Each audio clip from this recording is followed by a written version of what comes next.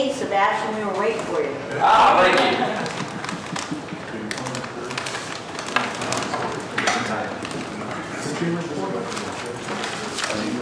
Where do you want to take roll? Vice Chair Burton, Present. Commissioner Puppy, Commissioner Ragsdale, Here. Commissioner Kupczyk, Here. Commissioner Damasio, Commissioner Sumner, Chair Hudak, Here. Alternate Hester, Here. Alternate Manuel, Here. Alternate Belshi, Here. Alternate McDonald, Alternate Bassler, Here. Alternate Trupiano. Here. Thank you, Carrie. Good. All right. Well, thank you, Carrie. My name is Adam Copeland, Deputy Director of Planning, and we're excited to have a work session with the Plan Zoning Commission today. We've talked about it for a little while now, but today what we're going to have is Tosca, our Assistant City Attorney, is going to provide a presentation on workmanship, which includes a lot of trending topics that we've talked about over the last year. And it's all part of an opportunity to go over the rules, procedures, educate the commission, and many of the staff members are also attending to tune in on it. But it's a very collaborative type of workshop, so feel free to ask questions along the way, and we're going to have time also towards the end for some Q&A. So again, this is just an opportunity for everyone to learn and for us to go over presentation. I'll also say a few things through the presentation as well, so I'll have some slides to go over. So we'll kind of tag team today a little bit. But with that, I appreciate it. I'll turn it over to Tosca to start the presentation. Thank you. Great, thank you, Adam, and thank you all of you for being here today for the presentation. This is aimed at being an interactive process, so please, if you have questions, feel free to ask them as we go along, although we will try to reserve some time at the end for questions as well.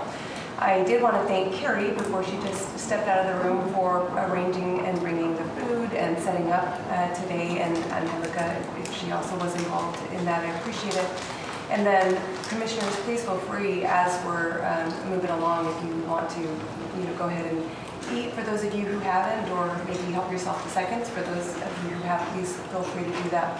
I'd like this to be as informal as possible, and again, just happy that we've got some time to review some topics together. We have budgeted, I guess, or allotted about an hour and 15 minutes for the discussion. If we wrap up early, that's great. We'll just have a little bit more time before the commission meeting starts. Otherwise, we would like to allow just about 15 minutes or so for a break in order for us to reconvene in chambers for the commission meeting. As Adam said, our focus today is on what we've been styling or framing as trending topics. The list of topics is designed to address items that you deal with frequently as part of your service on the commission, whether it is during a scheduled meeting or out in public. Can everybody hear me all right? A little bit louder would help. Yeah. Okay, I'll do my best to project a little bit better. Thank you. I saw a head tilt and I just thought maybe I should check, so I appreciate that. Hearing aids are good, but they're not that. And Like a dog. if I forget during the meeting, please go ahead and feel free to remind me, because I do tend to speak softly at times. This is one of those times. So the list of trending topics is contrasted with items that you may not deal with as frequently, but may still be binding on you. For example, during the past year or so, I've had some one-on-one discussions with individual commissioners about conflicts of interest. Does a particular case trigger a conflict of interest for a particular commissioner? We're not going to spend time today as a group on conflicts of interest just because, again, it doesn't come up as frequently as some of our trending topics, but we can train on those lesser used items later. Or if you have questions at any time moving forward, just please feel free to reach out and ask those. Myself, Adam, Carrie are good resources for that. By way of introduction of the trending topics, there are many sets of rules and procedures that apply to you in your service as appointed members of the City of Buckeye Planning and Zoning Commission. For example, there are the open meeting laws, the mentioned conflict of interest laws, other state laws regarding conduct in office related items. There are the Buckeye Code, there are related standards as you're reviewing different cases. City of Buckeye rules of procedure for boards and commissions, and the City of Buckeye planning and zoning bylaws. Do you hear knocking? I thought I heard. Yeah, there's someone That's their cart rolling down. Oh. someone trying to get in. Well, I'm hearing things, but I also wondered if anybody would get up and leave after the very first slide after the introduction was just a list of names. But you're all here, and in fact, we just gained another participant, so I think we're in good shape so far. So our focus for today, the trending topics, and again, these were selected with the goal of being items that you address fairly frequently in your board service. The scope of authority. The Planning and Zoning Commission is a review board that reviews and makes recommendations in certain cases, and in other cases you review and you serve as the final decision-making body. So we'll review those cases and the scope of your authority. The next trending topic, thank you, Carrie, is the scope of review. So different cases have different scopes of review, or they entail different criteria. We'll review those briefly. Adam will be helping a significant portion of that presentation.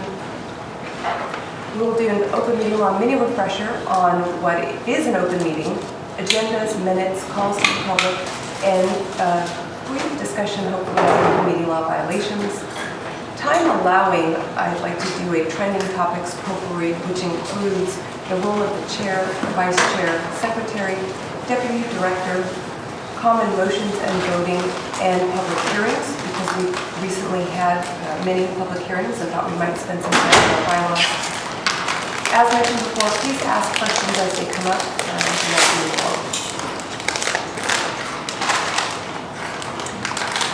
What was the last bullet point? The public hearing procedures. Okay. It came up and then it went away. Well, so I have this fly-in for the comments on that slide, and then I forgot to push the button for those until I got it. It was so clever. Right. So scope of planning and zoning authority, again, Planning and Zoning Commission was created by the Buckeye City Council to help guide the growth and physical development of the city. Commission reviews and makes recommendations to council on certain items. Serves as the approving body for others. You're responsible for review and recommendation. So recommend approval with conditions or modifications, or recommend denial of a general plan amendment, specific area plan amendment, development code amendments, rezones, CMP, PADs. You're responsible for decisions on conditional use permits, preliminary plats, appeals of site plans. Those are the site plans that receive administrative approval first. You are then the appeal decision making body if there is an appeal. Although, how frequent is that, Adam, that you appeal? Yeah, I haven't had an appeal yet, but there are cases that usually don't want to appeal because they decide just not to move forward. Not to take too much time on it, but out of, let's say, 100 projects that are submitted conceptually to the city, we have a lot of concept meetings. Maybe half of those actually move forward, and the other half are either they don't want to put the time and effort into a building that meets our code, or they just didn't realize what that entails, or water availability and those types of things. But since I've been here, for the last 12 years, 11 or 12 years, we haven't had any appeals that have gone to the commission since I've been here. But that's not to say that, knock on wood, it could happen. Yep, that's helpful, thank you. So responsible for decision, conditional use permit, preliminary plat, appeals of site plans, and then site plans that are for commission review and approval that will address the criteria for those, the differences in criteria for those two as we proceed with the presentation. May I ask a question? We were talking this afternoon, and you might be covering this, and if you are, just tell me to shut up, and I will. But if we as a commission deny something, does the applicant then have does it then go before the council? Or can it bypass planning and zoning and go to the council, or if we deny it, it's dead, or what? It depends on the item, but in many cases there is an appeal process to the council. So we could review, in more specificity what the particular item is, but there is an appeal mechanism in the code for certain types of denials. Okay. And so there's one, we had Dollar General that came in, that staff recommended for denial. Yep. And then the commission supported staff's recommendation for denial. And they did ask us, what is our option at this point? And we said they can formally appeal it to city council, but they decided not to move forward based on the feedback. It was an overwhelming response from the commission and staff. But that was one that I thought may have gone through an appeal over the last year, but they decided just to back out of the location. And it's important to remember that an appeal is in a scenario where you have served as the final decision-making body. Where you make a recommendation, that isn't necessarily an appeal. That is, they move on to the next step, which is city council with your recommendation. And so minor differentiation, I think you highlighted that as well. So that was a good question. I wasn't planning on getting into that, so I appreciate the question. It's very technical. Note that as we review the scope of your planning and zoning authority, what we just reviewed these past two slides, this is what is in your current code. That is subject to change.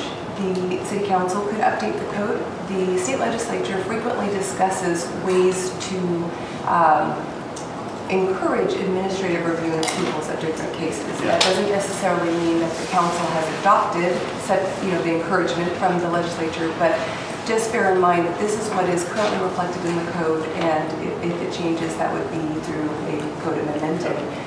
And we would obviously be aware of that, and we would train on that. But this is what we've got at this snapshot in time.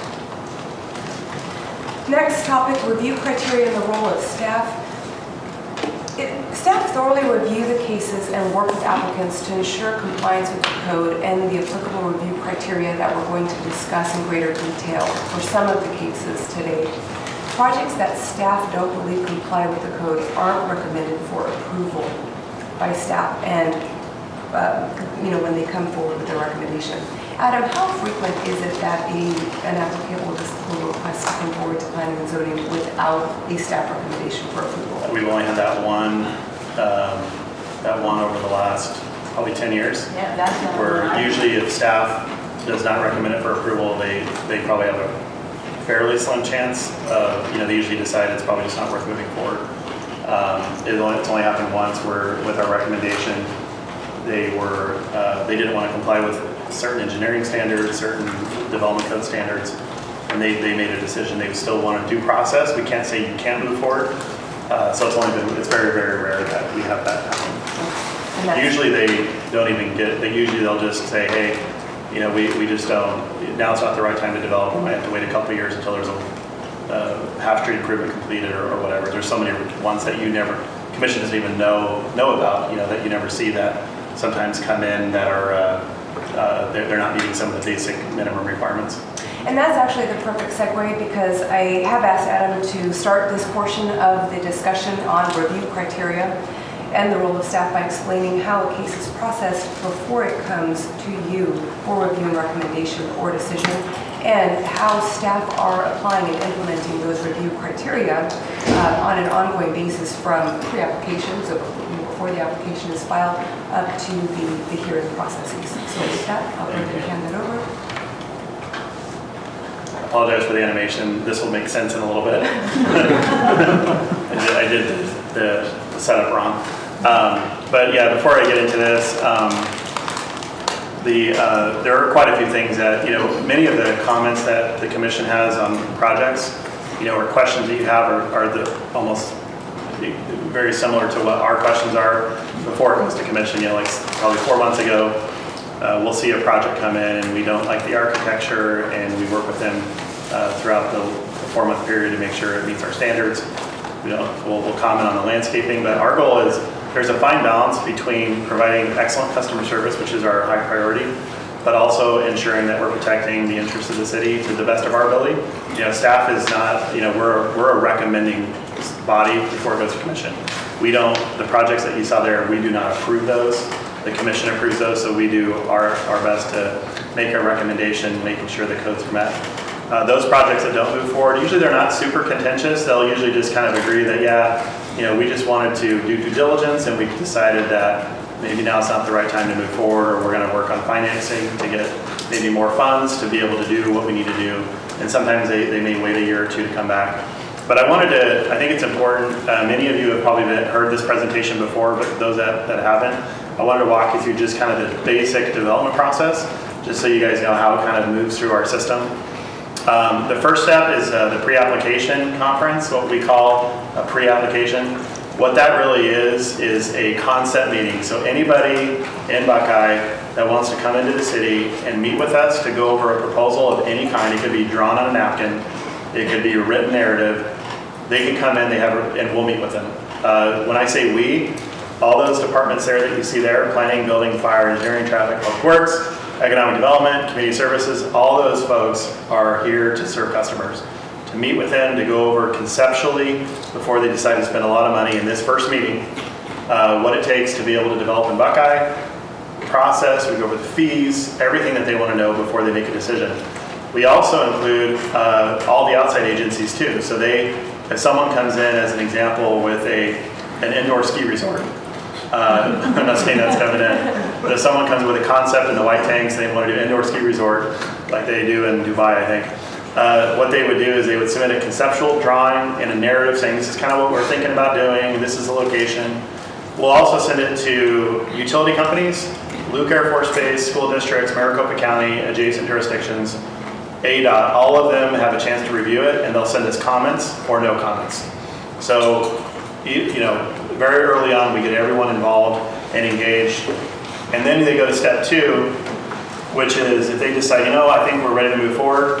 I won't use the indoor ski resort. Let's say Taco Bell. Taco Bell decides, yes, let's move forward. Everything looks great. This is part of what we want to do.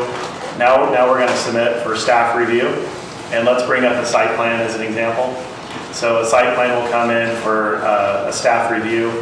And then again, all those folks that you see on there are also involved in the staff review.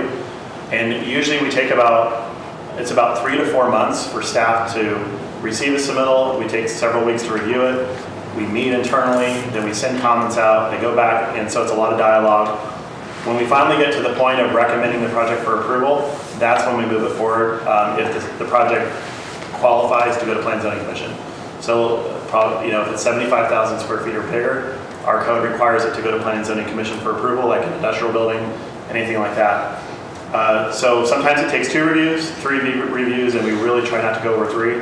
And then sometimes we'll add conditions, which you guys definitely see. Very limited. We usually have 1 or 2. I'm kidding. We have probably 30 conditions. 1 or 2 Yeah, alphabets. we have triple A.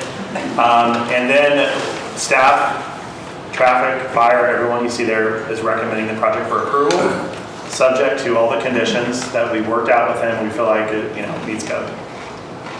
And then it goes, when I say the word entitlement, you guys may have heard that word in the past. Entitlement means they want Planning and Zoning Commission to approve it to entitle my land before I go to the bank and submit for all my construction drawings. So Planning and Zoning Commission, you guys will see us every couple weeks. We'll present it, you guys ask your questions, and then it moves forward. If it's approved, then they come in for that's the heavy lift. Then they come in after commission. They got to submit building plans, and you guys have seen this in our leadership academies if you've been in there. Everything that's interior, exterior, creating a drainage, civil permitting, building permitting, that takes about 2 to 3 months to get through all that. And why do we do that? To make sure it's safe, it meets codes, and not only is the future citizen that's in the building we want to make sure they're safe, but also the owner, from a liability perspective, wants to make sure that they're not getting a shoddy building out of it. Is the contractor and the superintendent submitting things that meet code? We go out, and then once they start building, we do inspections on top of that to make sure, are they putting in the walls and in the ground, and is everything being put in properly to make sure it's safe and it's not a liability. We're continually improving our process, but also safety is key. We don't relax on safety. There's certain situations, like in downtown areas, that we're trying to find that you can't be bulletproof on everything. You should be able to take some risk. There's always some risk in older downtowns. We're trying to find ways to even streamline that further in downtown, but we're still working through that. We're making good progress, still working through that. And then at the very end, they want C of O, they want to open their building, right? And so that's the last step in the process. But it shows you, this is just a very high level snapshot of where commission is at in the process when something has to go through a site plan review. Oh, man, other information I missed. Is it true that Walmart's still operating on a temporary CFO? I heard that rumor. So for those of you who don't know, are you talking about the Walmart distribution facility? The one that was built in 1985? Yeah. So we've actually found some Easter eggs, I It call them. was not built in 85. Okay, the new Built Walmart, in 91. the distribution The facility. original was 91. Yeah, so those of you who are familiar with temporary certificate of occupancies, the city will allow a business to open, even though there might be a couple things they have to finish out. But over the last 20 years, if someone left the city and there was someone that was supposed to follow up on it, sometimes didn't follow up on it. And we found that maybe some of the older projects still have a temporary CFO and they've been there for 20 years. But a lot of those, I think, those have all been addressed, from what I understand. But, we kind of joke about it, but most of them have actually been finalized out. The paperwork didn't go through. The other item, and Tosca talked a little bit about rezones, general plan, when something is rezoned, or an amendment to a community master plan and those types of things. Those of you who are familiar with the general plan, it's a voter approved document. A general plan is the vision of the city for the next 10 to 20 years that is required to be adopted by state law. So this is like our guidebook as well. The city staff have a general plan, and anytime there's a rezone, we have to make sure it's compatible with the general plan. We look in there and find out, based on the land use, economic development, we go through to determine the compatibility. The next major general plan update, it's updated every 10 years, is going to happen in the next couple of years. So over the next couple of years, we're going to be launching the next major 10-year general plan update.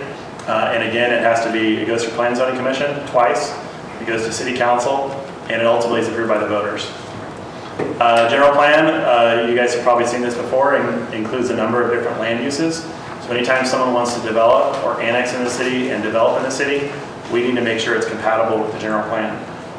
The general plan that we have is very broad in some categories, so it doesn't get into a lot of specifics. So that's why there's some discretion on if we support something or not. And sometimes you'll see council members go back and forth on is this, do we support it or not?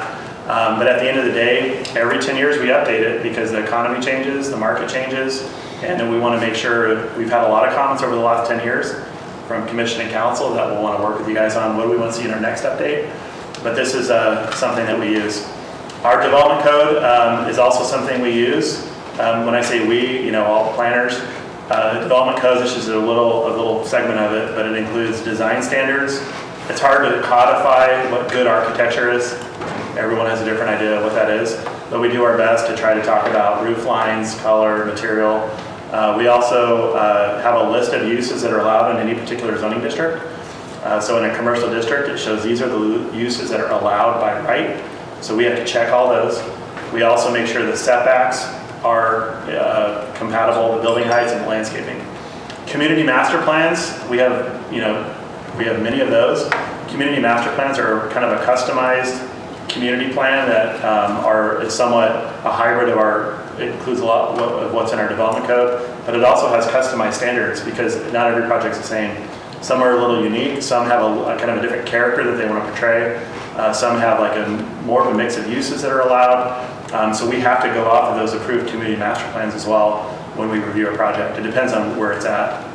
Doing okay on time so far? We're doing good. Okay. There's a couple departments I wanted to highlight too that are part of the review. Let's talk about a site plan when it's for the first two steps before it goes to commission. Our civil engineering department, or division within development services, our engineers, they review the grading and drainage plans and reports. Those are preliminary because they're not into the final construction documents yet. So they review all those, comment on them, resubmit them, comment on them to make sure that the water is going where it should, it's draining where it should, and it's not creating adverse impacts to other properties. We also review the water plans and water reports. It's amazing, these reports. It's like, if you love accounting, you would love to look at these reports. There are hundreds of pages of just numbers and calculations that our expert water resources staff will look at and check, quantify, make sure the plant has the capacity to serve, making sure the lines are sized, making sure the pressure, everything is mathematics that they look at and they comment on it and say, we need to see new numbers. We also have paving, signage, and striping that's reviewed. Street lights that you see, how much light is coming off those, are they in the right spot? Landscaping, they also look at visibility triangles. So you know when your neighbor that has the big bush, where you're trying to like look around the corner, those bushes need to be trimmed to 24 or 30 inches. Those are the types of things that engineering will do a triangle to make sure there's no obstructions in there, with landscaping. And planners and others look at that. Dry utilities, where is your coax cable gonna go? So they review all that. And again, we're talking about layers and layers upon the site plan that goes before a plan zoning commission. I wanted to touch on transportation too. The city also has an adopted transportation master plan. It looks like a spaghetti diagram on the right, but a transportation master plan is basically a plan adopted by our city council that identifies all of the street cross sections, the alignments, general alignments, the classification of the road of all of our mile roads. So this year we'll have Miller, Watson, Verado, Broadway, East, West, North, South, all the roads that have been planned or will be planned and connected all the way through. So if the city were to come in today and build out tomorrow, we would make sure that all those roads are connecting as it's shown here as part of the transportation plan. They also make sure that the developer that's building on any of those roads builds their proportionate share of that road. So they have to build their half street, and the traffic folks will have to look at that per the transportation master plan. All of it is a calculation, it's mathematics times 10. They run it through sim models or consultants that look at it to make sure the traffic is everyone has there's an opinion on traffic in different areas, but we do have traffic engineers that review those to the best of our ability. Yes? Is there a way that the public can see the transportation master plan? Yes, absolutely. We have it on our website, but what we can do, instead of just saying it's on the website, what we can do is send the commission a link. So if you guys know anybody that's interested, you can forward it to them. We do have everything on our website. It's just a matter of clicking, going into the... Does it make sense? Yeah. Like, can the layperson understand it, or is it? There's a lot of narrative in the beginning of the document. So I would do that first before you get too far into it. Just read the kind of the introduction on what it is and why it's there and why it needs to be approved. And then everything after that, there's a lot of cool maps and information on how roads are done. And it's like a 400-page document, but there's a lot of very technical stuff in there as well. The last time I looked at it, there's just a lot of user-friendliness to the document that I think you'll find informational. When's the next review on that? I think they're looking at it over the next year, I thought. So similar timeline as the main master plan? Yeah, usually those are timed when you do the 10-year general plan update. Yeah. The traffic impact analysis is timed, or if Maricopa County is doing major changes to parkways or some of their highways, sometimes you'll see amendments to the transportation plan, but likely it's gonna probably follow our general plan amendment. They usually run together. The transportation folks work with fire, regarding access, traffic conditions, where the fire truck's gonna go in and out, like I said, roadway classifications, site visibility triangles, right turn lanes, bus base slopes. So there's a kind of a mental checklist. Some of them actually have them printed on their desk, but they go through and kind of check box all these different elements within a project to make sure it meets code. Staff, we're human. There's human error, and but I think our team has back checks where there's someone that actually back checks their work before it moves forward. So it's a pretty good system. I think the goal, before I turn it back over to Tosca, I think the goal of that portion of the presentation was just to give you guys an idea of kind of how projects are reviewed before the Plan Zoning Commission. It's usually like a 4 to 6 month process through staff. And then you guys have seen many times that even at the commission meeting, our goal as staff is when the commission asks questions, our goal is to be able to answer those. And we understand that not everyone's going to agree on everything, but we'll do the best we can to answer them. And if in some cases, there's been continuation of projects where the commission may have more questions for staff that we needed to research to bring back to you answers to those questions. So that's really our goal, is to have to do the best we can to answer them. But you will, know that we're recommending a project for approval, or we're recommending it for denial, very clearly in the beginning as we present the project. But I'll turn it back over to Tosca, and you can kind of jump in unless you guys have any questions for me on that first several slides. Great, Adam, thank you. That was very helpful to highlight the review process that goes into a case before it comes to planning and zoning. Adam touched briefly on the general plan itself. I'm going to dig a little bit deeper into the review criteria for general plan amendments or specific area plan amendments, major amendments, these are cases that frequently come before planning and zoning. We've had quite a few just in the last year or so that I've been here with the city of Buckeye. The term major amendments is defined in the code as any substantial alteration of the city's land use composition or relationships that are established in the general plan's land use element. The general plan itself contains the criteria for determining whether a proposed amendment constitutes a major amendment. I did want to highlight that the review criteria are in Article 8 of the City Code. So if you have questions after the presentation, or if you're looking for where this information was obtained from, as far as these next 5 or 6 slides or so, they are in Article 8 of the code. So a specific area plan is similar to the general plan, but for a specific area and not citywide. The city code treats major amendments to the general plan or a specific area plan the same. So the amendment, the review and approval criteria for amendments to each are the same.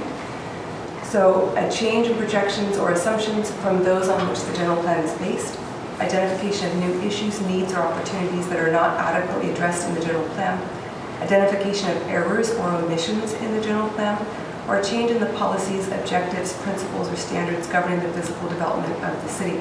I think with the last bullet, the error or omission, an item that was overlooked or perhaps not given the appropriate weight, was recently seen with the adoption of the downtown specific area plan and the First Amendment that was recently brought forward. And Adam, you can probably add your thoughts to this, because I wouldn't necessarily call it I don't believe there was an error in that case, but what it was perhaps a lack of appropriate weight given to the specific property and the challenges that the specific area plan imposed on that property. I don't know if you have any comments on that. Yeah, I think when you have a specific area plan, it's usually something that's initiated by city council. Like it's a special area or a community that said, hey, we really want you guys to come up with a really specific plan for our area. One was the downtown. And sometimes when you hire a consultant, they really spend a lot of time on, like, let's say Monroe and existing areas where our budget, with our budgets and things. And then as you get to the exterior, we work with the community members and stakeholders on land use on some of the periphery areas. But in some cases, you have the landowner that may come out, they weren't involved in the beginning, but towards the end, and then they'll have a perspective that sometimes is like, we missed that. We should have caught, it wasn't really a mistake, but the way the last one was when you look at the way, where the park was located and where it should have been located, and the size, the sheer size of that, of some of the mixed use areas, we actually we don't say no to everybody, right? We'll say, that's a good idea. We support that. We don't have a problem going back to the Plan Zoning Commission. And so those types of things happen where it really wasn't a true mistake, but it just makes a lot of sense that it makes the project better. And so you'll see some of those. You'll also see with general plan amendments, over the last 10 years since our first general plan, a lot's changed in the market. With just a lot of the landowners are starting to get together. You have a lot of these high-profile economic development projects that are coming to the city. And so some of these smaller scale general plan amendments, you have seen those as well, that accompanies sometimes a rezone and a site plan. So we're seeing, bits and pieces of some of those moving forward as well that is, vetted out. But, as Tosca said before, those require neighborhood meetings. You have to have owner participation, and you also have to go to city council after the commission for adoption.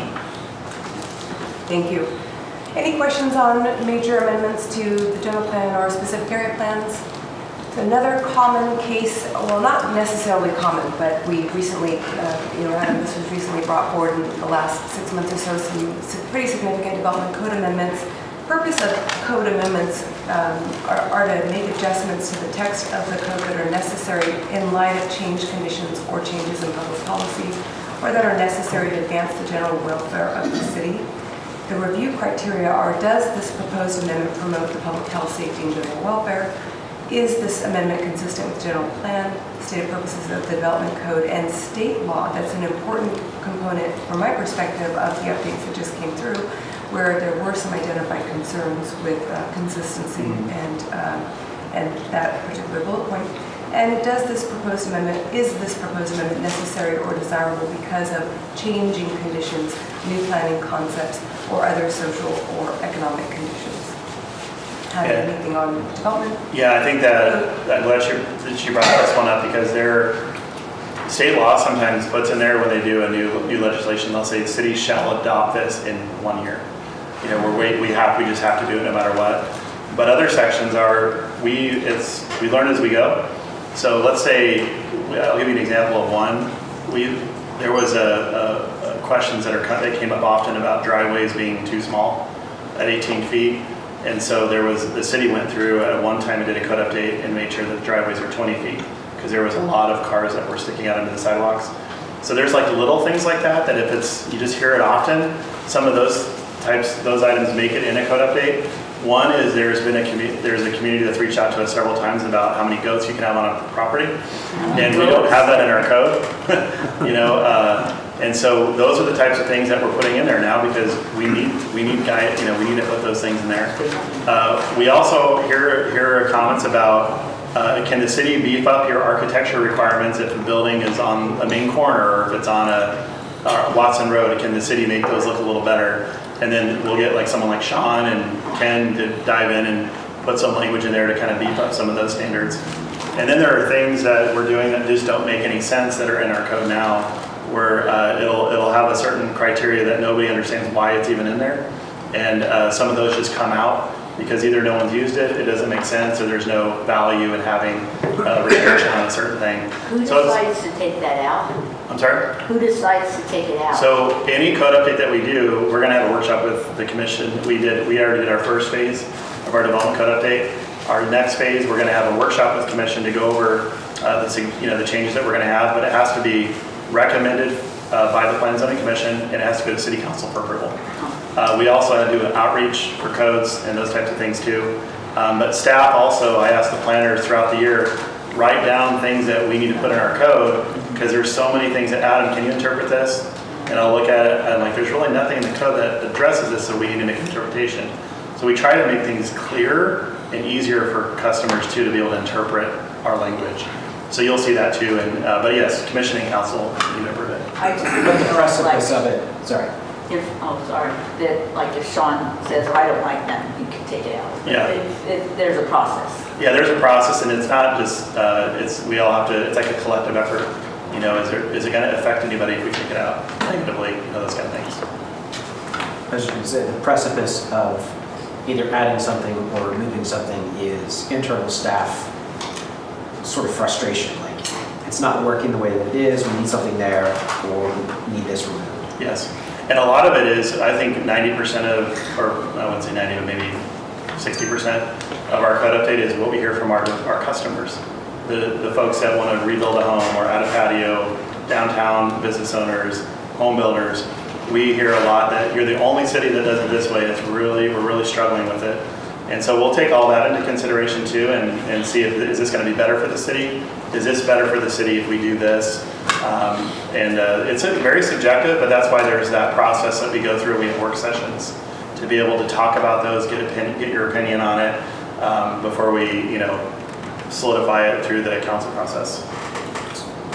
Recently, our friends down at the Capitol have decided to become local planning and zoning people. Yeah. And when those bills are passed, and signed, Yes. it takes a while to get into our development code. When does it become in effect? When it becomes part of the development code, or when? Well, and I'll go ahead and take that one. That's an excellent question. Depends on the bill. It depends on the law. So the legislative session or the time frame for bills to go into effect is usually, I think, 180 days after the end of the legislative session, unless there is an emergency clause, so it goes into immediate effect after approval, or some other delayed implementation usually set out in the text of the legislation. However, not all of the laws are mandatory, so they may be permissive. For example, last legislative session, there was some guidance in statute as far as what approvals could happen administratively. City of Buckeye has not yet adopted those at this point. I think those were discussed. Those are in ongoing discussions as part of the next phase, whether those should be included or not. But they were not mandatory in nature. They were more permissive. So it really does depend on, is this a mandate from the legislature, or is this something that's permissive, which then could be as the City of Buckeye decides to implement or doesn't implement at all. Does that address the question? Yes. Okay. Adam, anything to add on that? That's. But that was an excellent question as well, for purposes of today. Another common case, at least in the last year or so that I've been here, we've discussed a few community master plans. Our code addresses community master plans, CMPs, and planned area developments together as far as the review criteria. The CMP and PAD provisions are established to encourage innovative land development while maintaining appropriate limitations on the character and intensity of use, assuring compatibility with adjoining and nearby properties. One of the goals is to permit greater flexibility within the development to utilize physical features of a particular site in exchange for greater public benefits than may otherwise be achieved through development under the development code itself without the CMP or the PAD. One of the differences, or I guess one of the key differences in my opinion between a CMP and a PAD is the size. Our code outlines the CMP may be established for any site containing less than 640 contiguous. No CMP may be established for any site containing less than 640 contiguous acres, and no PAD shall be established for less than 5 contiguous acres. I don't think we've had a PAD come through planning and zoning in the last year or so, so I don't know if there are any that are currently in the approval process, or if it's primarily CMPs just due to the size of developments that are coming through. Yeah, we've had a lot of amendments to CMPs because a lot of them have been approved over 20 years ago. But one thing that we do look for when there is a CMP or a PAD, when there's flexibility included, is we ask for certain concessions. Like, can you limit the height in your residential? Can you add a sign package or a consistent landscape buffer? Sometimes we ask them to trickle in, wall theming and things like that sometimes you can get out of a PAD CMP versus what we call just a straight rezone. If someone just goes and rezones something to just residential R16, it's very black and white how they develop. With the PAD and CMP, we can actually kind of ask for certain things that make sense, and that adds the flexibility, but also provides some concessions within the document. But yeah, PADs are, we haven't had too many of those that are at the small scale in quite a while. A lot of these older master plan communities are repurposing and going through certain amendments. That's probably the more popular we've seen over the last year. This is a lot on the slide for the review criteria, so we're not going to go over every single word, but again, the goals or some of the review criteria help support the goals that we just reviewed in code. CMP addresses a unique situation, confers a substantial benefit to the city, or incorporates creative site design such that it achieves the purposes of the code, represents an improvement in quality over what could have been accomplished through strict application of the applicable district or development standards.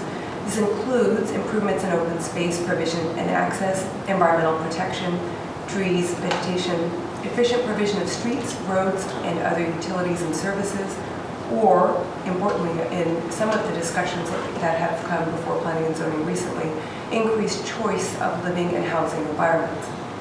CMP-PAD review criteria include consistency with the goals, policies, and applicable elements of the general plan purposes of the development code, making sure that there are the facilities and services, roads, transportation, utilities, other forms of utilities that will be available to serve the subject property, not likely to result in significant adverse impacts upon the natural environment, or such impacts will be substantially mitigated.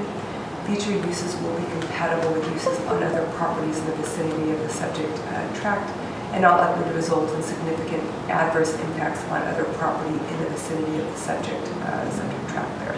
So a lot goes into that, at least on this slide.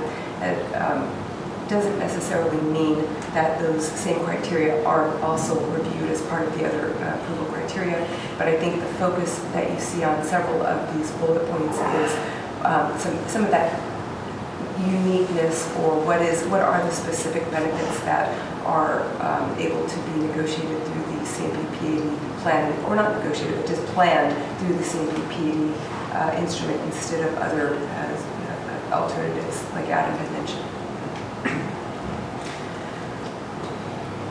Contrast this slide with this slide. Rezones, we're looking for the review criteria, changed conditions, changes in public policy necessary to advance the general welfare of the city. And again, doesn't mean that you're not also looking for the consistency with the goals, policies, applicable elements of the general plan, purposes of the development code, and all of the other factors on this slide. But just from a big picture standpoint, if an application for a rezone comes through, what are the basis for the request of the application for the rezone versus the current zoning on the property? Adam, anything else on rezones? Otherwise, we're going to have to move pretty quickly. Yeah, just a quick thing on rezones is the first thing we look at when someone wants to rezone is the general plan land use map. Most of the areas you see in the general plan land use map, that's employment, commercial, residential, haven't been zoned that yet. A lot of it's just that rural zoning that is across all of Arizona. So what we do is this rezoning that is submitted to us compatible with where it's at in the general plan? That's the first thing we look at to make sure it's compatible. If it's not, then we decide, is it worth doing a general plan amendment, or are we going to support that? When you hear a presentation on a rezone, you'll hear that the general plan is heavily brought up to ensure compatibility. We will not take a rezoning to council or commission that is not compatible with the general plan. We would recommend that for denial. In the interest of time, I'm going to move through or skip conditional use permits. I don't believe we've had a single conditional use permit that's come. Yeah, in quite some time, yeah. Preliminary plats, just briefly, your review criteria, you're really looking at the layouts. These are a guide for the installation of the streets, water, sewer, other required improvements, utilities, steps needed for the preparation of the final plat. And again, approval of preliminary plat in a nutshell is essentially permission to submit a final plat when all of the conditions of approval have been met. Site plan reflects the goals, policies, objectives of the general plan, applies to applicable development design standards in the code. Development proposed in the plan and its general location is or will be compatible with the character of the surrounding land. Adam, did you have anything else on site plan? Oh, no, I think we've talked a lot about the site plan process in the beginning and the preliminary plat process, which you guys have seen as well. But we do have, I know the second half of the presentation is going to talk more about the trends with the bylaws and other things that I know many of you are interested in, so maybe we can transition to that. If you guys do think of anything on site plan pre-plat, maybe we can catch that at the end, and then we'll have some time at the end to go over any question you have that works for you. And one of the goals of briefly reviewing some of the review criteria, though, again, was to exemplify that when you're being asked to review and recommend for approval, or review and make a decision on an item, what are the factors and the analysis that staff has already reviewed and or that you are to implement, utilize as part of your review process again. So Adam touched on briefly in his comments that if the property is already entitled and a particular use is already allowed on the property, if we're already at, say, for example, a site plan stage, where we're really looking at what the specifics of the plan are, the review criteria doesn't necessarily undo an entitlement or isn't a time for discussion of an entitlement process at that But point. the use wouldn't really be a question at that time. Right. Yeah. So moving forward though, turning to commission meetings, which is where you'd implement what was just discussed, focusing on some of the open meeting laws and rules of procedure that apply when you review your cases. Remember, this is not an exhaustive study on all of the requirements of the open meeting laws, only some of the trending topics in the interest of time. So overview of the open meeting laws, big picture. They're found in Arizona Revised Statutes 38-431 to 38-34109. They're a set of statutes mandating that the commission deliberative process be open to the public.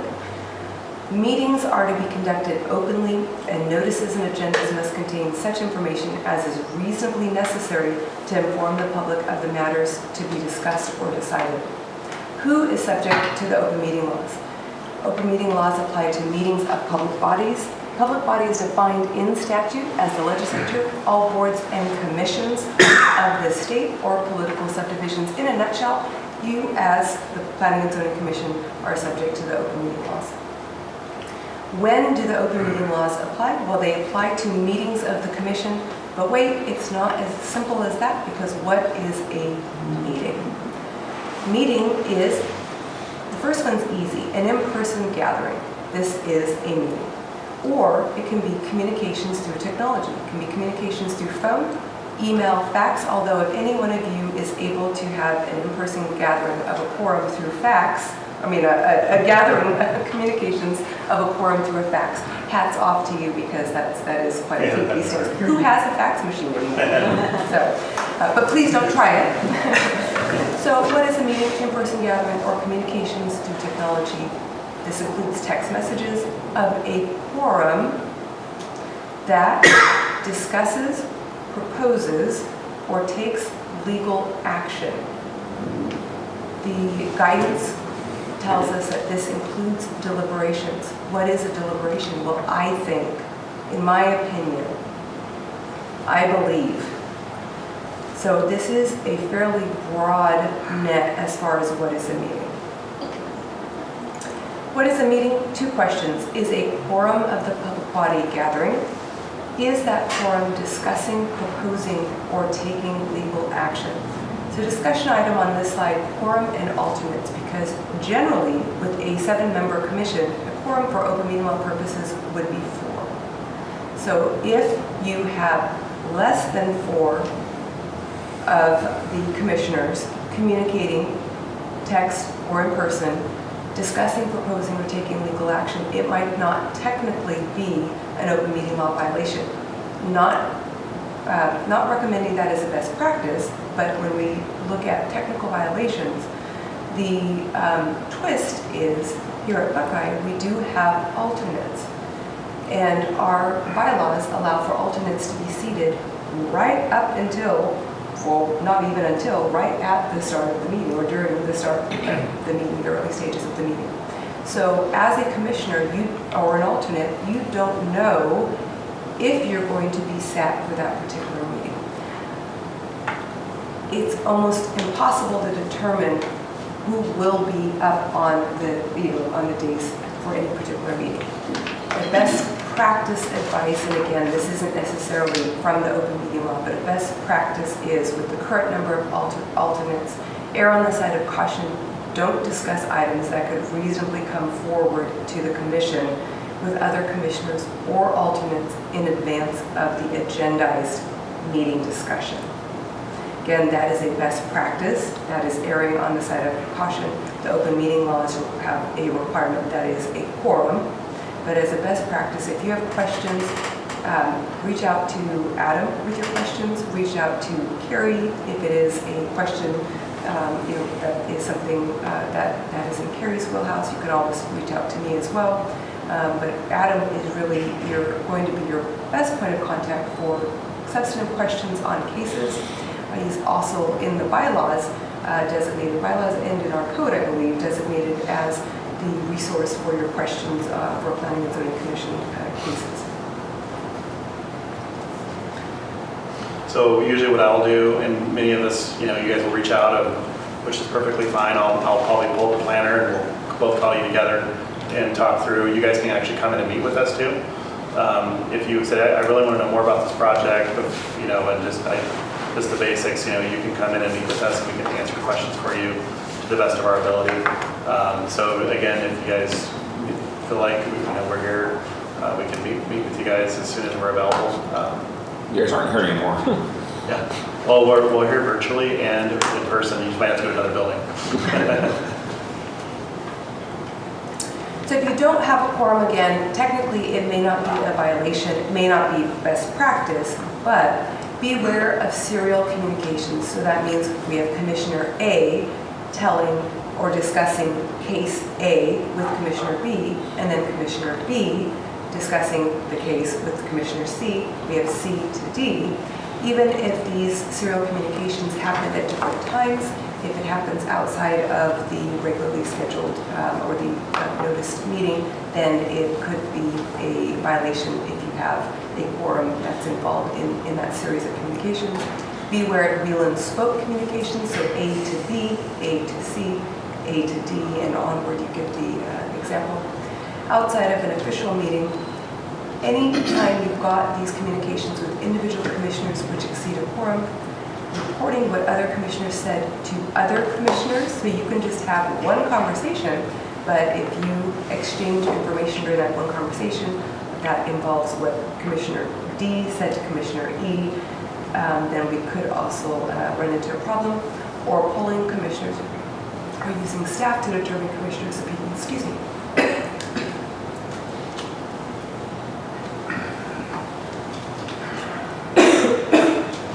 Pardon me, I have a tickle in my throat.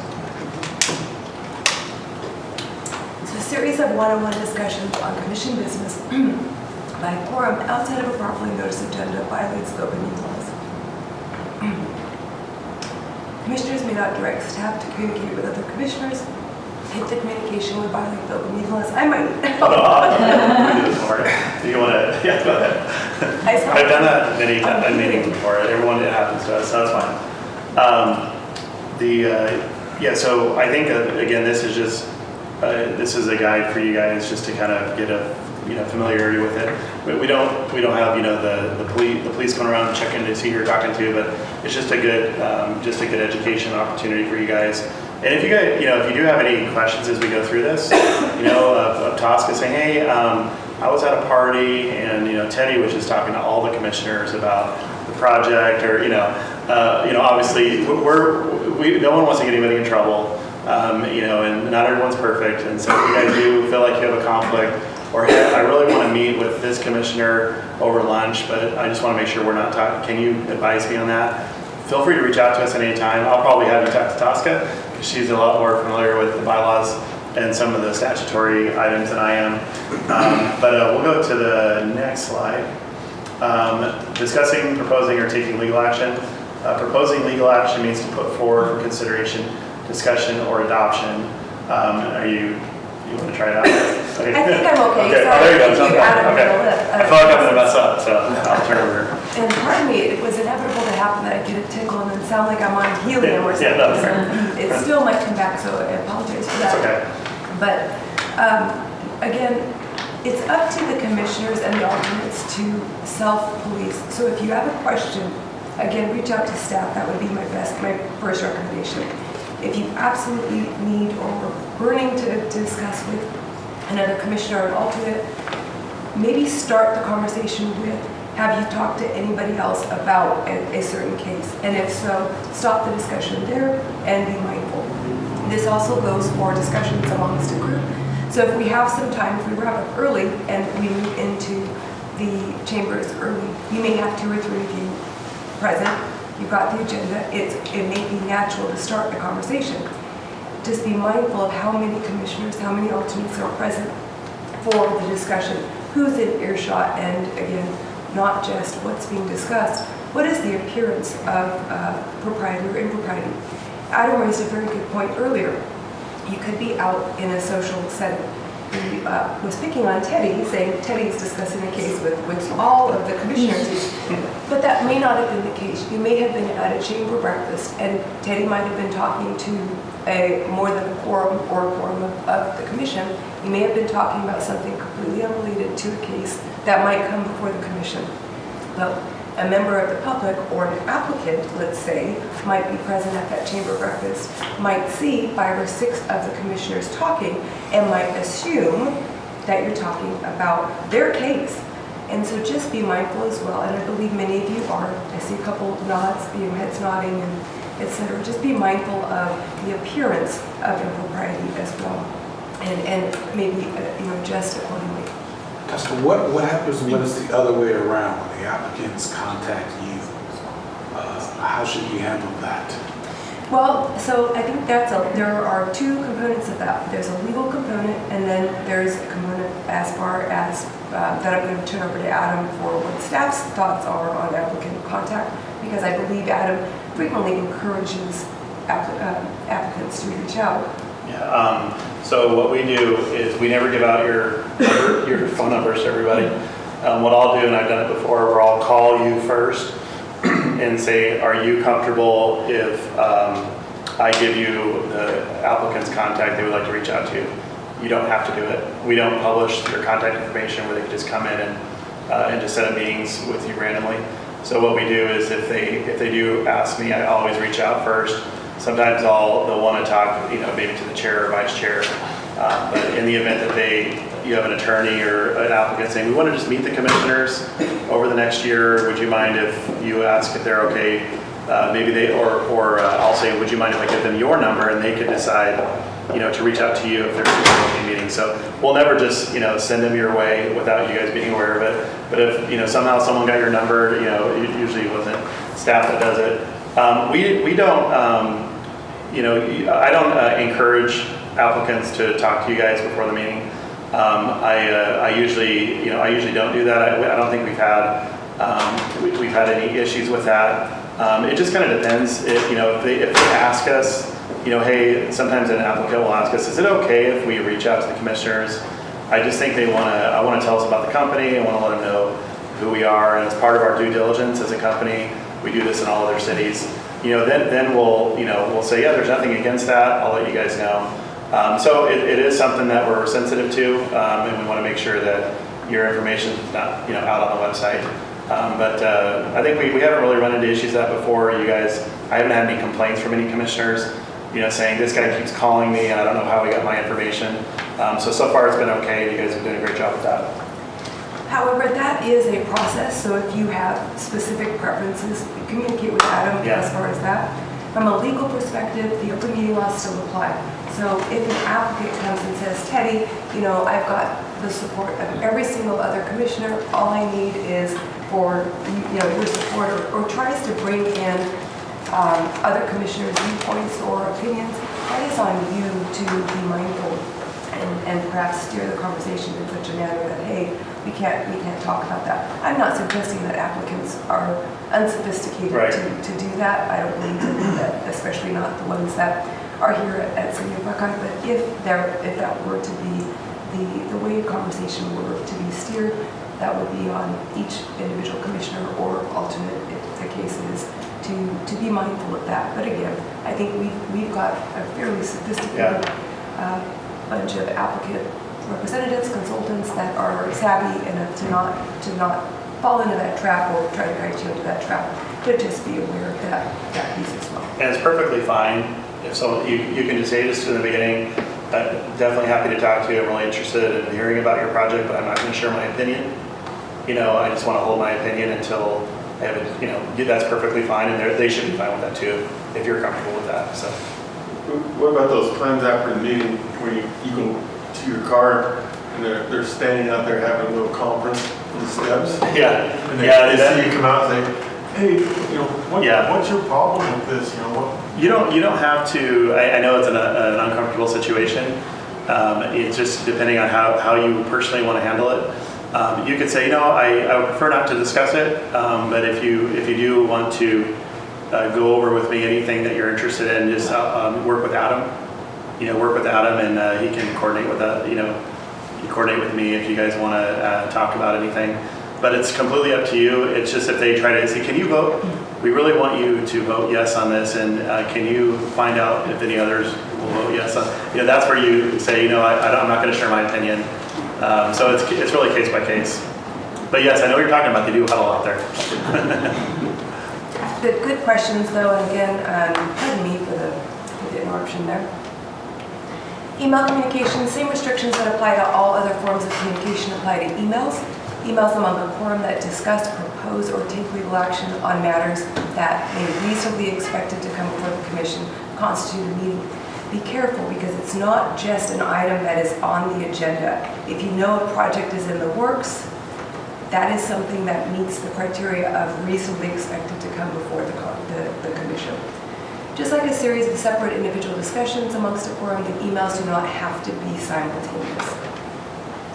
A one-way email communication by one commissioner to a quorum that proposes legal action is a violation, even if there is no other discussion, deliberation, or legal action taken. Beware of email communications. What does a one-way it just, If you send an email and you say, I think we should deny this project and it's to a quorum, and here are the reasons why, that could, depending on the specific content, could be an email, even if there's no response to that. So, depending on the specific words, that's the type of communication, though, to try and avoid expressing your opinion on the action, or the action that you think should be taken, criteria why, to a quorum of the commission. If we hear a rumor about something coming, we can still just email Adam or one of the planners, right? Absolutely. So back on this last slide that I think I actually left on this one, so I apologize, but passive receipt of information from right here. Passive receipt of information from staff, not a violation of the open meeting law. Also, Sebastian, to your question, if you are emailing, calling, faxing Adam individually, and there's not a quorum or other commissioners, that wouldn't be a violation of the open meeting laws. But again, be aware of spoken wheel or serial communication. So if you have communications with Adam, and then you turn to the commissioner next to you, you say, well, here's the information, and you have a discussion and on line with a quorum of the commission. But you're absolutely fine with requests for information one-on-one with staff.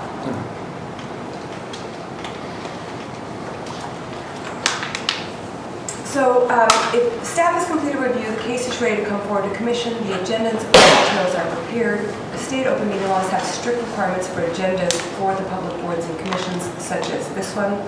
The agendas must have the meeting date, start time of the meeting, the location, and this last one here is a fairly new addition from the legislature. Time the doors are open to the public. You'll notice that has been added to the agendas. Agendas must contain such information that is reasonably necessary to inform the public of matters to be discussed, considered, and decided. Minutes are mandatory. They may be in writing or recorded, audio or video. We have written minutes. Minutes must contain the date, the time, and the place, commissioners present, absent, late arriving, telephonic, in person, general description of matters discussed or considered, an accurate description of legal action proposed, discussed, or taken.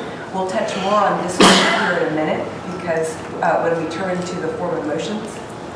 But be mindful that your secretary has to take down the legal action that was proposed, discussed, or taken. So no pressure when you're crafting your motions in the middle of the meeting.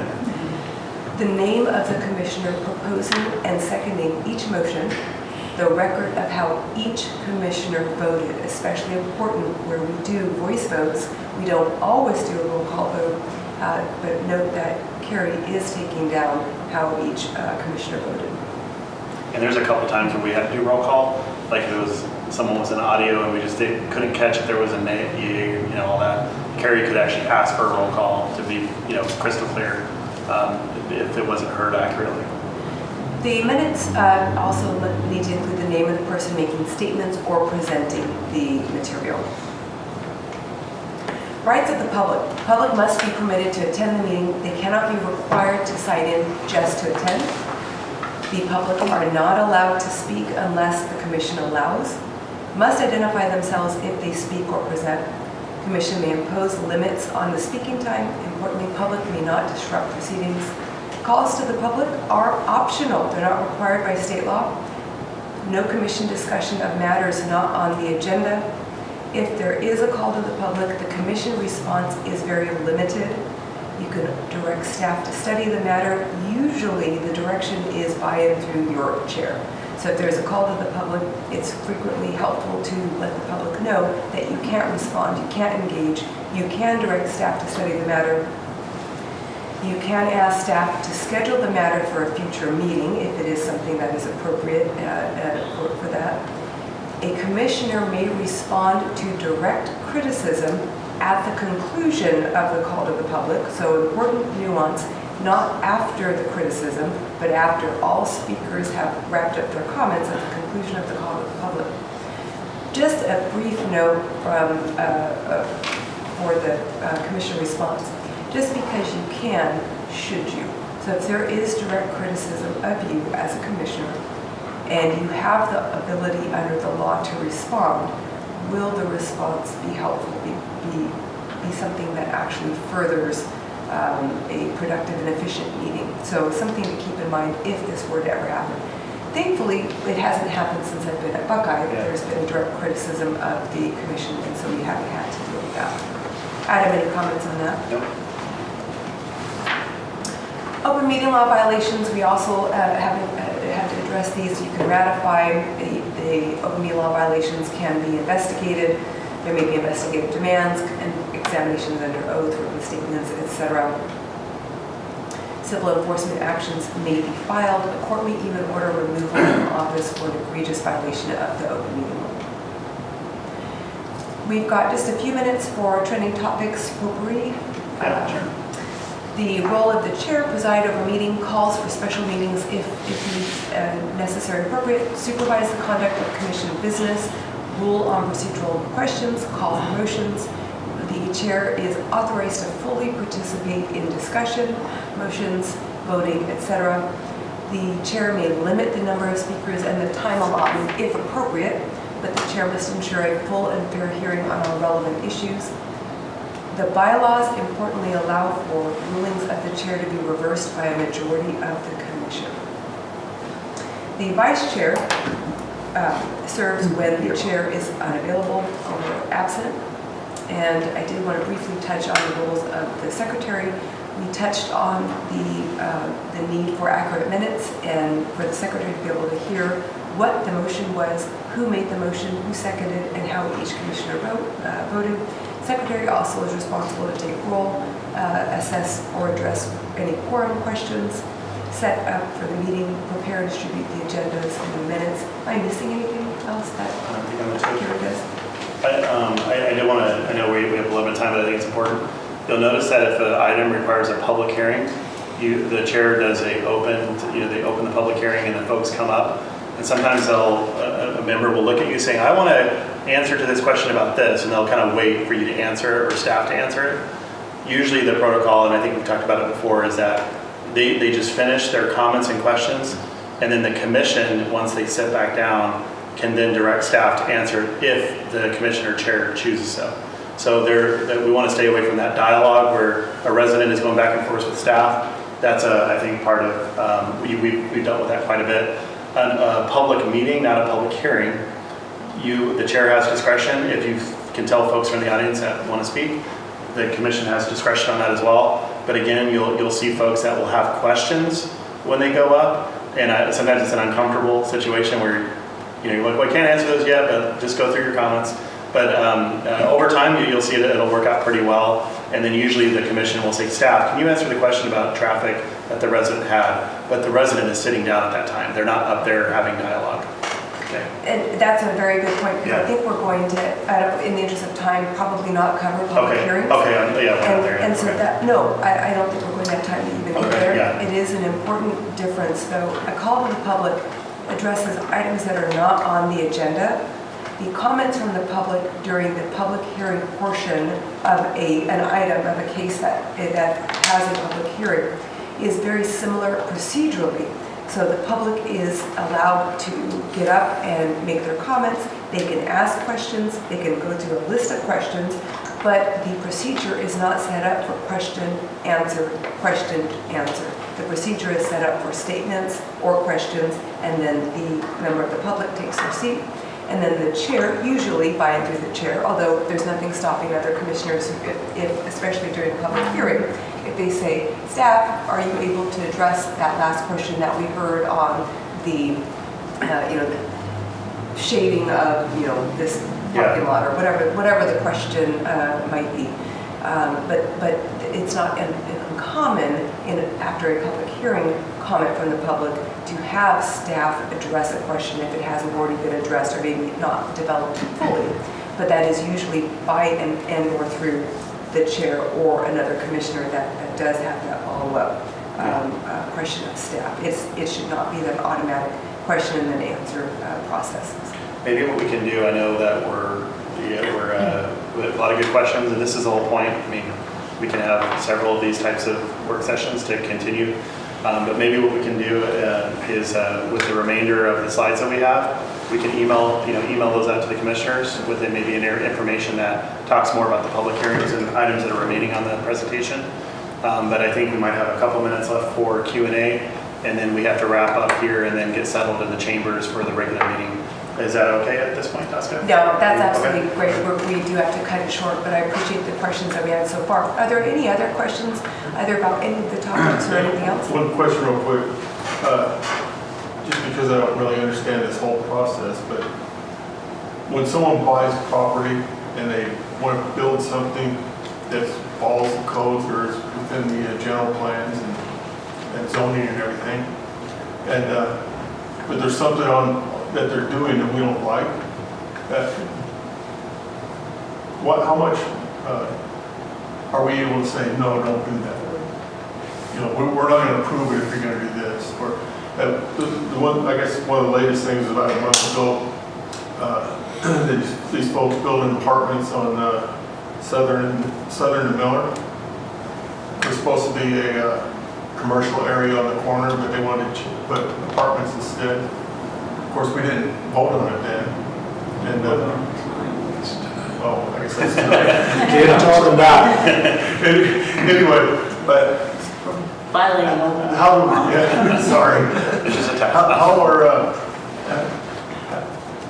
are we able to stop somebody from building on their property the way they want to do it, as long as they're following the codes and the zoning and everything like that?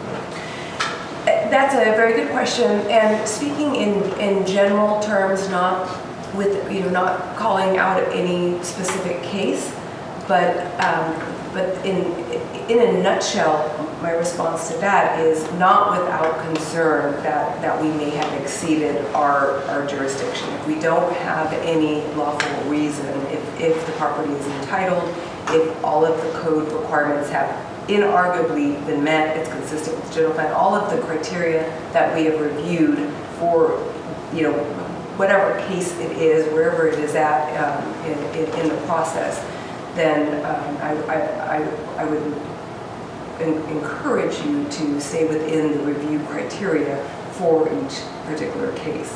Adam, did you have anything to add to that? Yeah, I think there's different case types, like a site plan is a lot tougher because site plans, the use that's moving forward is already by right allowed. And but it's not to say you can't share your opinion. And some commissioners, in the past may vote no on something or what have you. But there's always that appeal process. Nobody knows all the laws, which is a really good question. Also with I mentioned before about the development code and design. It's hard to codify what a good design is, right? And so if a commissioner feels that there is an adverse impacts that is, in your opinion, doesn't meet the code or the design, that's the purview. When something is rezoning or like an amendment to community master plan, a rezone, there's usually more discretion there because a rezone isn't entitled yet. A rezone hasn't been, it's not at a site plan stage yet. A rezone is pretty broad, that there could be, maybe more discretion, more Q&A on a rezone because that is hasn't been entitled yet. But when you have site plans that are by right uses, our job as staff is to go up and answer the best we can. And if, we can't, tell you how to vote, obviously, but It is a very tough question, because it just depends on the case and the circumstance and the question, on how far you go. But if you ask staff, is this a by right use, we can answer that. And if you ask about a concern about whatever aspect of the project, we'll answer it to the best of our ability. And it's your decision on if you think it's an adverse impact or you don't think it's fully in line with the general plan or whatever. That's your discretion as a commissioner. So what happens when we get stuck? And what do I mean by being stuck? When a motion has gone out and it doesn't get second, and I'm looking to you for help. Like when there's no second, it's just a motion. Yeah, it's just, So, well, procedurally, if there's a motion that doesn't have a second, then the motion dies for lack of a second. And you do have the option to then call for another motion, modify that motion. okay, that's what I wanted to do, but I wasn't sure I could do it, and that's why I was looking to you, trying to ask you, and I know it's hard to read lips up there, but I didn't want the thing to die completely. I wanted it to come back, Test 1, 2, with the 3. possibility of some modifications. To continue it. Testing 1, 2, 3. And speaking in general terms, again, not of any particular case or cases, if you have a question on a motion, always feel free because if you're looking at, sometimes I can't read. I know. But feel free, I'm also happy to come over, we can have a quick discussion on that, happy to assist if there are questions on the form of the motion. And so, we can always take a brief recess and discuss, not as a board, but individually, if you have a question, I'm happy to assist better in the future moving forward. Thank you. I've been working on my mind reading skills. No. In fact, you can feel free to test it out in the meeting that's coming up. So. We do have to probably get settled. We only have about 6 minutes left. Maybe one quick question and then we can head over there. Sir? So, I guess it comes down to what is the principal purpose of this body, right? So staff reviews and does a lot of work understanding the code better than most of us ever will. So what really is the purpose of this body to review and approve? Yeah, I mean, it's just the Plan and Zoning Commission, you do ultimately have the authority to approve certain projects, deny certain projects, and recommend projects to commit to the council. There's a number of the why it's important to be a commissioner. There's state law that requires a Plan and Zoning Commission based on size of cities. So that's one thing that we have to establish. But also the city council also wants to know what the recommendation of the commission is. So that helps them make their decisions too. It's an important aspect of the council decision. Those projects, and I kind of know where the question comes from as well. If they meet the code, they meet everything, do we just have to say yes on everything? That's really not, that's really that tough question to answer depending on the project type. Even if a commissioner says no or denies recommends a project for denial, we're not going to say you can't do that. Stop saying that. That's just something that is your discretion. I think what some of the denials that I've had in the past from the commission is we think that the design of the building, it's kind of you're almost like a design review type of group, or the architecture of the building we just don't like. We think it's an adverse impact to the community next to it. We think it doesn't look good enough based on what I think the code and the general plan states. Though there's certain things that you can weigh in on, and I've also seen it, and you guys have been there before, where the commission can also direct the applicant to consider stipulations. Would you mind limiting the height in this area before you vote? Would you mind adding 5 feet to your landscape setback? Because I think that would be important because of this. So commission I thought I heard that we can't make those recommendations. You can ask, if it's something that's important to you. But the city staff can say, even though the code has a 20-foot, allows a 20-foot setback, and sometimes if it's really important to you, you could ask the applicant, or maybe beforehand, whatever, if you have a question for staff. That has come up before where the applicant says, we have no problem limiting the height, we'd be happy to do that. But they can also say, no, that just doesn't work for us. And staff can't make them do it if it meets the code. So That's a really difficult question to answer, but it's, And I'd Yeah. almost like to, if we can, probably just offline that or have, because there Yeah. is quite a bit of discretion in the Yeah. review criteria that we review, even if because we want fast forward for purposes of this presentation, Yeah. we didn't necessarily highlight where the discretion is. Yeah. So I'd be happy to. This whole thing probably is good for a to be continued. yeah, we can do it around. Yeah. I think a lot of that- All right, well, But we thanks. can retreat in Hawaii. See you in just a few minutes inside. Thanks again. Oh, yeah, that's close to me. That was really- Yeah, close to me.